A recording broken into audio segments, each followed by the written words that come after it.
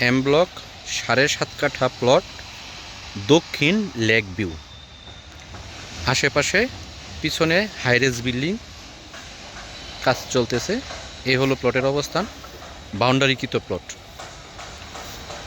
প্লটের সামনে রাস্তা 25 ফিট বাউন্ডারি করা, ওই পাশে বিল্ডিং, এটা লেক, ওই পাশে 40 ফিট রুট। বিল্ডিং হচ্ছে, এটা বড় লেক, ওই পাশে 40 ফিট রুট, এটা সম্পূর্ণ লেক।